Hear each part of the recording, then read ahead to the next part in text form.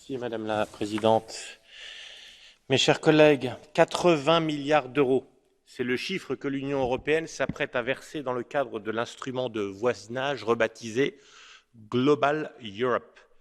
Le choix de ce nom n'est pas anodin car il définit bien l'idéologie mondialiste qui sous-tend ce projet.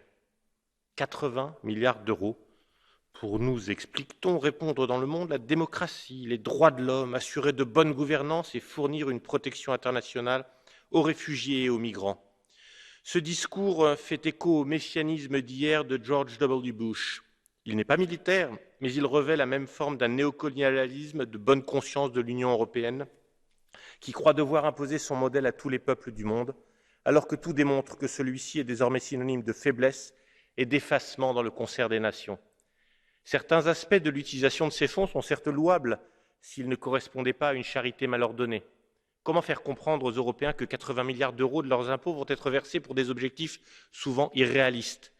Demander par exemple à certains pays d'élaborer des politiques tenant compte de la dimension du genre et d'une naïveté qui frise le ridicule.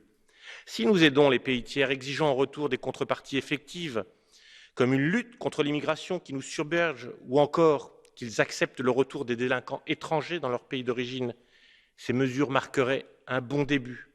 Au lieu de penser global, les instances européennes devraient d'abord entendre le cri des peuples européens qui ne veulent pas mourir.